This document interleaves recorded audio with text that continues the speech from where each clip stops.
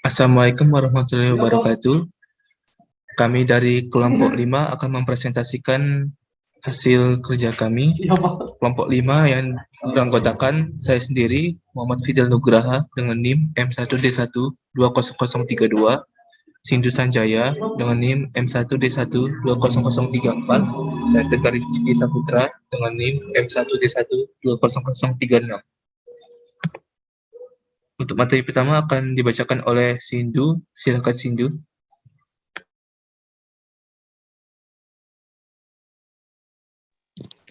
Baik, terima kasih ucapkan kepada moderator yang telah mengizinkan kepada saya untuk presentasikan berkaitan dengan materi pertama, di mana dalam hal ini terlebih dahulu saya akan menyampaikan bagaimana sih sekilas tentang sampah ataupun limbah yang ada di Jepang ini. Nah, berkaitan dengan sekilas tentang sampah atau limbah di Jepang ini, yang pertama bahwa sebagian besar limbah di Jepang adalah limbah industri sebesar 363,54 juta ton, di mana dihasilkan dari tempat pengolahan akhir itu 2,5%. Nah, selanjutnya sampah ini yang kedua adalah limbah non industri ataupun sampah rumah tangga, di mana totalnya itu adalah 42,89 juta ton, dan yang terakhir adalah sampah di mana dihasilkan 920 gram per hari per orang. Terlebih dahulu di sini kita lihat bahwa ada sebuah tabel berkaitan dengan pengelompokan ataupun beberapa sekilas sampah dengan di Jepang ini. Yang pertama dengan ada industrial waste ataupun sampah dari industri, kemudian non industrial waste ataupun sampah non industri, dan juga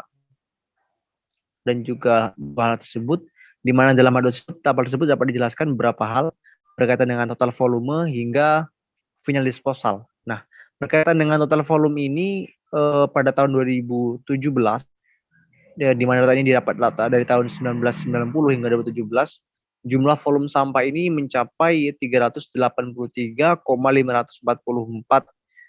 ribu ton ya. Kemudian untuk yang recycle itu mencapai 200.217, dan untuk treatment of waste reduction-nya ini hanya 173.630. Serta untuk final disposal-nya ini mencapai 9.697.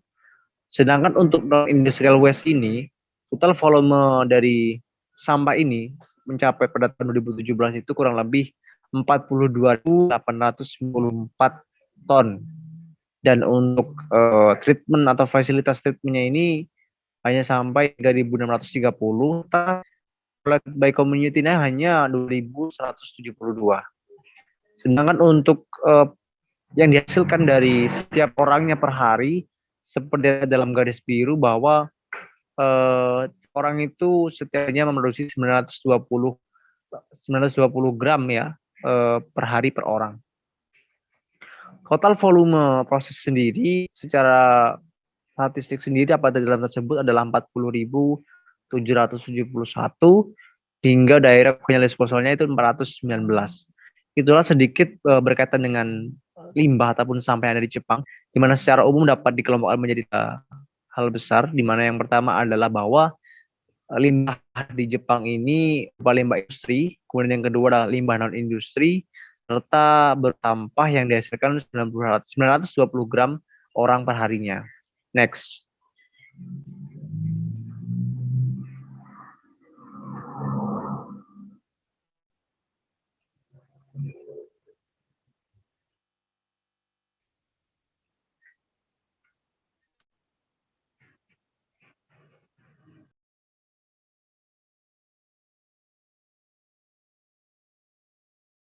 Selanjutnya adalah berkaitan bagaimana sih cara pengelolaan sampah di Jepang itu sendiri. Sebenarnya pengelolaan sampah di Jepang itu sendiri merupakan masalah pencemaran lingkungan yang serius di setiap negara, khususnya dan tak terkecuali adalah Jepang, di mana sampah juga menjadi masalah yang cukup besar di negara ini. Satu negara yang memiliki masalah tersebut adalah Jepang, di mana kemajuan industri di Jepang membuat kerusakan alam, ditambah lagi lahan yang sangat terbatas, membuat negara tersebut benar harus memikirkan penanggulangan sampah. Hal itu sampai pada restorasi, di mana dimulai pada area ataupun zaman industri, di mana tahun 1868 sampai dengan 1912, di mana pertanian digantikan dengan industri. Dan hal tersebut menyebabkan berbagai macam dampak. Salah satunya adalah timbulnya masalah lingkungan yang disebabkan oleh banyaknya sampah yang dihasilkan oleh industri. Next.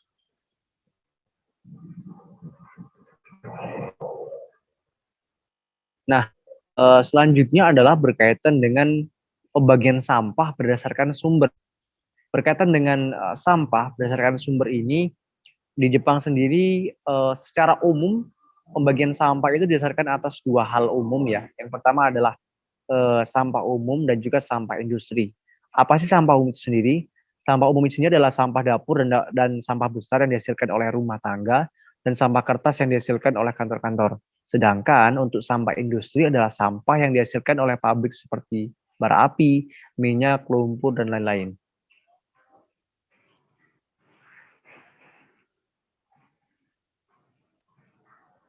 Selanjutnya adalah berkaitan dengan pembagian sampah berdasarkan jenisnya. Untuk pembagian sampah berdasarkan jenisnya ini berbeda dengan pembagian sampah secara umum yang dibagi menjadi dua, di mana dalam pembagian sampah berdasarkan jenis ini dibagi menjadi 4. Nah, yang pertama dinamakan dengan moeru gomi. Dalam hal ini merupakan jenis sampah yang dapat dibakar. Nah, terdiri dari sampah dapur seperti bahan ataupun bekas sisa makanan, lalu sama sampah kayu atau ranting pohon. Nah, selain itu, untuk morigami ini juga dimasukkan dalam kategori seperti kaos tangan, kembang api, sumpit, alat rumah tangga, atau mainan-mainan dari kayu setelah dipotong-potong, dan juga puntung rokok. Itu berkaitan dengan morigami ataupun sampah yang jenis sampah yang kedua adalah berkaitan dengan moinai gomi. Berbeda dengan morigami yang dapat dibakar, karakteristik sampah moinai gomi adalah jenis sampah yang tidak dapat dibakar. Contohnya seperti besi, kaca, karet, plastik, baterai, kawat, styrofoam, dan lain keramik. Nah, untuk berkaitan dengan pembuangan sampah ini sendiri, pemerintah telah memberikan aturan di mana pembuangannya itu adalah seminggu sekali dan hari sudah ditetapkan. Sehingga regulasi untuk pembuangan sudah ditentukan oleh pemerintah dan harus berjalan sesuai dengan jadwal yang telah pemerintah tetapkan. Nah, peletakan sampah jenis ini pada umumnya sama dengan peletakan moirigomi. Itulah dua jenis sampah dari dua di 4 jenis sampah berkaitan dengan pembagian sampah di Jepang. Selanjutnya akan disampaikan oleh Tegar. Saya kembalikan kepada moderator. Terima kasih Sindu. Berikutnya akan dibacakan oleh Tegar. Silakan Saudara Tegar.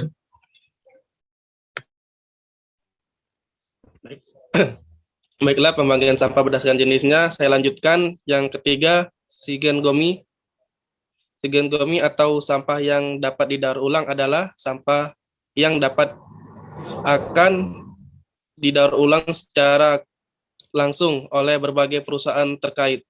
Barang-barang yang termasuk kategori sampah ini adalah pakaian, kertas bekas, botol atau kaleng minuman soda yang terbuat dari aluminium, dan kalengan makanan lainnya. Barang-barang tersebut memiliki cara pembuangannya sendiri-sendiri. Pakaian yang akan dibuang baik dari bahan serat alami, natural fibers atau sintetis fabrics dikumpulkan di tempat yang telah ditetapkan, yaitu di berbagai pusat lingkungan atau pusat daur ulang. Pengumpulan seminggu sekali hanya sesuai jadwal yang telah ditetapkan. Yang keempat,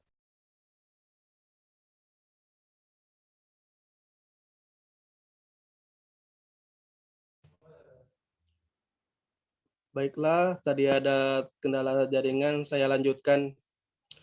Okinagomi.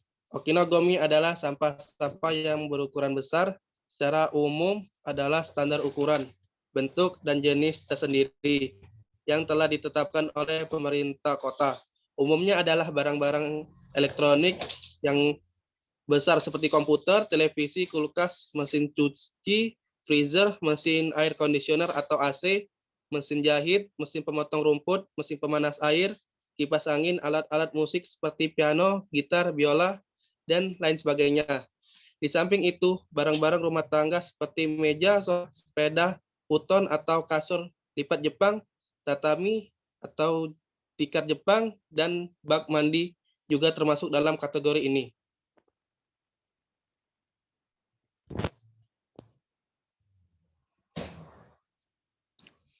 Proses pengolahan sampah. Setelah sampah dikumpulkan di tempat-tempat yang telah ditentukan, kemudian sampah-sampah tersebut diangkut dengan truk sampah. Sampah yang dapat terbakar tidak langsung dibakar begitu saja. Sampah-sampah tersebut ditimbang terlebih dahulu, kemudian baru dimasukkan ke lubang sampah atau refuse bunker. Hal itu dilakukan oleh mengurangi efek negatif dari perbedaan ukuran sampah dan tingkat kelembapan sampah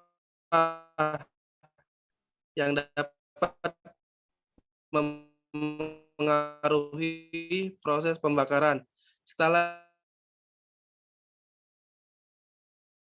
itu, prosesor atau generator tersebut beroperasi terus-menerus selama 24 jam setiap hari dengan suhu 8.000 derajat Celcius untuk menghindari gas emisi beracun.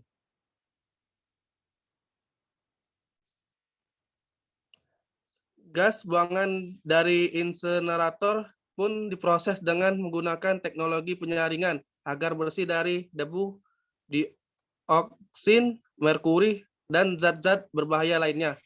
Dengan kata lain, semua tempat pembakaran sampah di Jepang, khususnya Tokyo, mendapat bahan bakar dari sampah itu sendiri dan menyuplai tenaga ke lingkungan sekitar untuk fasilitas-fasilitas kesejahteraan dan fasilitas-fasilitas lain.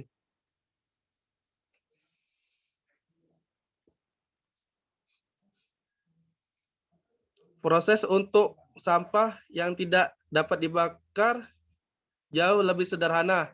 Pertama, sampah tersebut dipilah terlebih dahulu sebelum dikirim ke tempat insinerasi, khususnya untuk Moenai Gomi, dan kemudian dikirim ke tempat pembuangan akhir atau TPA. Sampah daur ulang di Tokyo menurut data tahun 2006 terdiri dari 72% kertas dan 72% kayu. Sampah besar setelah dikumpulkan kemudian leburkan. Hasil dari penghancuran tersebut dapat dijual sebagai sumber bahan konstruksi, dikirim ke TPA atau dibakar dalam insenerator sebelum dikirim ke TPA.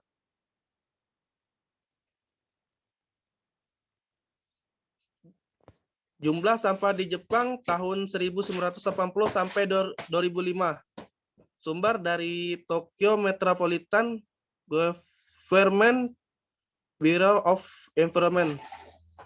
Grafik berikut memperhatikan bahwa dalam satu dekade jumlah sampah di 23 distrik kota, distrik Tama atau kota di bagian barat Tokyo, beserta pulau-pulau kecil yang berada di Tokyo mengalami penurunan dan kenaikan. Namun pada akhirnya terlihat bahwa jumlah sampah di Tokyo terus mengalami penurunan yang cukup signifikan. Usaha masyarakat dan pemerintah Tokyo dalam mengurangi jumlah sampah dengan berbagai cara telah membantu penurunan jumlah sampah. Salah satu penurunan jumlah sampah tersebut adalah dengan memisahkan sampah sesuai dengan jenisnya atau membentuk pengelompokan sampah serta hukuman berupa denda terhadap pelanggaran atas ketentuan pengolahan sampah. Usaha lain penurunan jumlah sampah di Tokyo adalah dengan pemberian pendidikan mengenai lingkungan kepada masyarakat.